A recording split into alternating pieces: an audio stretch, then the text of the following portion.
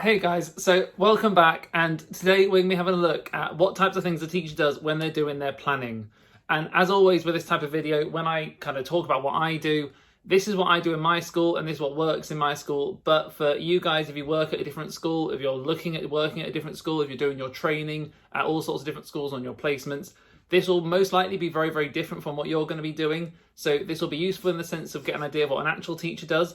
But in the long term, you might end up doing something completely different. So I hope this is helpful, and just make sure you bear it in mind, you have a pinch of salt as you look at it, because it might not be the same as what you do. And it doesn't mean it's the right way to do it. It doesn't mean it's the wrong way to do it. It just means it's what works for me and at my school. And hopefully it might work for you guys if you have a go doing it too. The three types of planning that a teacher will generally do is short-term, medium-term, and a long-term plan. So I'm going to go into all those three different types of planning in more detail in a few minutes. But as a kind of overview, the short-term plan is what the teacher will be doing each day. So I do short-term planning about a week in advance, sometimes 2 weeks if I'm really on the ball. But that will tell me each day what I'm doing and what type of lessons I'm going to be teaching, how I'm going to teach them, what content will go into those lessons. The medium-term planning is for the term, so I can look ahead over the next 6 to 12 weeks and say, right, I know what lesson I'm teaching now, and I know the sequence of lessons going forward over the next 6 to 12 weeks, and how that's going to help me progress the children's learning, where I'm going to be in the few weeks' time, tell me how I'm going to fit around doing different trips, having different people coming in to talk to the class, and just generally make sure I'm organised for that period of time. And then my long-term plan is how I'm going to fit the entire curriculum for that year group into my school year. So it'll go right from September all the way through to the end of the year, and I'll have it split up into blocks for each term, and inside those term, separate blocks for each week of lessons, and how that's going to fit into an overview for the whole year. That's just a quick overview of those types of planning, and now we're going to go into a bit more detail what a short-term plan looks like, what a medium-term plan looks like, and what a long-term plan looks like. Now, just before we go into more detail about those three types of planning, I just want to say thank you to all those of you that have subscribed to the channel and have put comments down below with different questions about what being a teacher is like. I'm making this video because of a question I got a while ago about what types of planning I do and how it all works. And so if you've got any other things you want to find out about being a teacher, just put them in the comments down below and I will obviously reply to you in the comments. And if it's something that lots of people are asking, or I think it's something that I can't really fit an answer into in a comment, then I will make a video about it just to kind of show you what it's like to be a teacher. So keep on putting those comments down there, keep on liking the video if you're enjoying this. And anyway, let's have a look now, short-term planning. So our short-term planning you should be able to see up on the screen at the minute, and I'm just going to kind of quickly run through what types of things we do in the short-term planning. I will have a video coming out at some point where I go into a lot more detail about this type of planning specifically, but as this is just an overview of all the different types of planning, I'm just going to have a quick go through of it now. So our planning is done on the slides we use to teach. So these slides you'll see on the screen here, I've made on PowerPoint, and I will have these up in the classroom while I'm teaching the lesson. So these slides are what the kids see while they're doing their work, and they're what I run through with them. So I will talk through just what's on the slides with you now, and then I'll go into more detail, like I said, in a video that I'll release at some point soon. So start off with the words of the date and the learning objective. So that tells the kids what they're going to be doing today. They can write the date in their books, they've dated their work, and we've got evidence of what work they've done that day. And they can put in the learning objective, so I know what they were learning that day, but also the children know. It's always done in child-friendly language, so they understand the types of things they're doing. And it means once they write down, they're right, today we're doing column addition or column subtraction, whatever it is we're looking at that day. So once I've done that, then we kind of move on and we go through. So on the screen you can see we've got our learning code on the board, so we just remind them what types of things makes a good learner and what we're going to be trying to do today. We also have on our slides our non-negotiables. So these are the things that the children have to follow in every lesson. So it's just general things of keeping their work neat, making sure they're good learners. And these are just something that I have up on the board. It's just a quick reminder. I don't go through it every lesson because the children are well drilled in it. They know what they're doing in that sense, but it's just something there. It's a good reminder to have at the start of every lesson.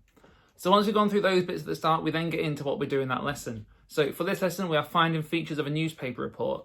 Now, for this lesson, we don't have a lot of slides to go through. In a math lesson, we'd have a lot more. And if you go look at my short-term planning video, I'll go through a math lesson and an English lesson and compare the two. But for this English lesson, we've just got this slide here. So on this slide, we've got on the one side a newspaper report. Now, this document I'd have up on the other side of my screen while I'm teaching it. And on the other side, you can see we've got the list of features that we are looking for.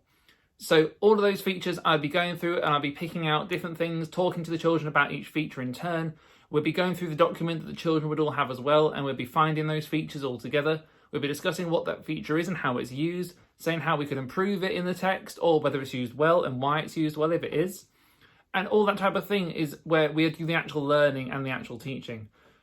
I don't just have loads and loads of slides up on my screen that I just go through and I show the children, because they lose interest really quickly. Children generally have an attention span for looking at the board for about 10, maybe 15 minutes. And that's if they're doing things as well. If they're just sat staring, then they'll get bored really quickly and they won't pay attention. No learning will happen.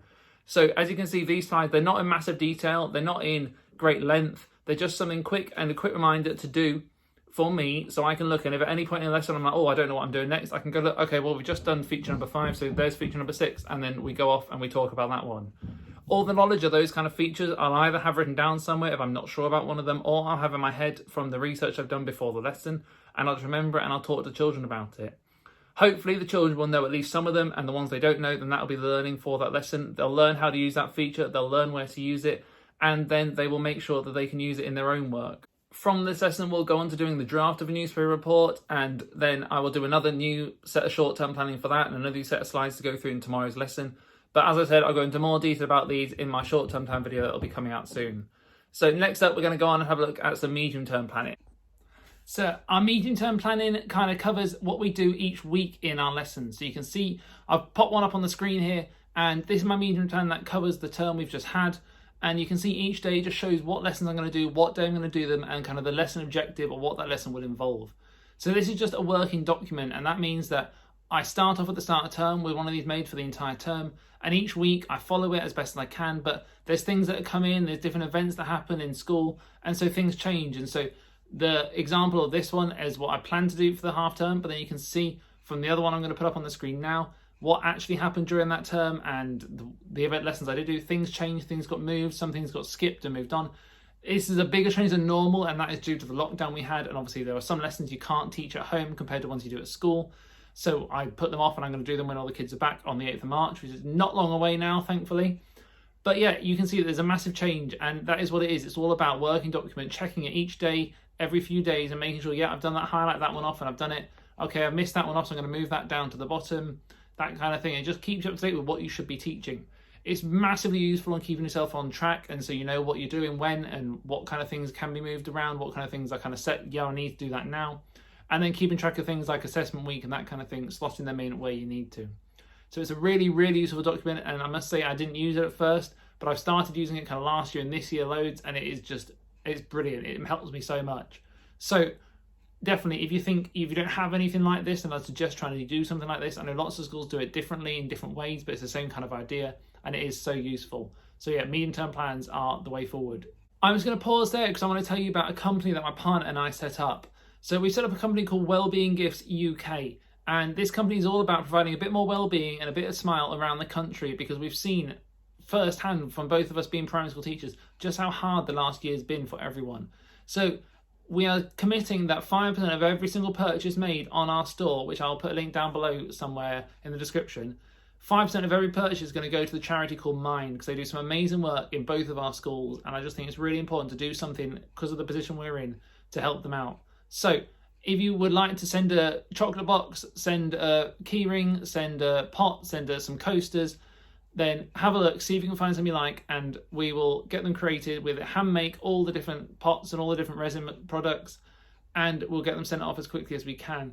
But you'll also be spending 5% of whatever you buy will go to charity, which is something that we think we're able to do at the minute, and we're really lucky to be able to do. So if you'd like to help us out, then that'd be really generous of you. We've had some amazing support, and I think we're already getting close to 10 orders on the website, which for something we only made a couple of weeks ago I think is brilliant.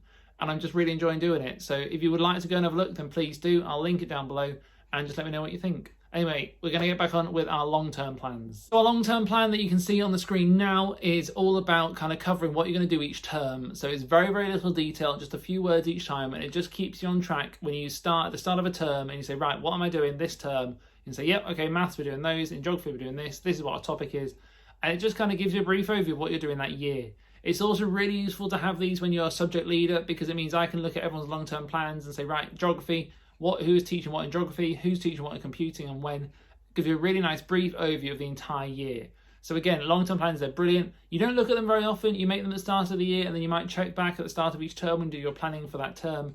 But I don't really use them a lot, but they are really useful at the start of the year, just to kind of get everything onto one sheet and say, right, I can fit everything in. This is where it can all go, and that all works well. So yeah, I really like these. If you have any questions about any of this planning, or you want examples of them being sent to you, then just let me know. Message me on Instagram, on Twitter, anywhere, and I'll get them sent across to you, or I'll send examples of them across to you. But obviously, different schools do things differently. Different schools have better ways, different schools have worse ways of doing this. And as always, I'm not saying what we do is right. I'm saying what we do, I enjoy it. I think it works well, and I'm quite happy with what we do. So just let me know if you want to have a look, and I will definitely send some across to you. But that is it for this video. Thank you very much for watching, and there will be more videos out every Tuesday and every Friday at 5 o'clock. So I hope you've enjoyed it, and I'll see you soon.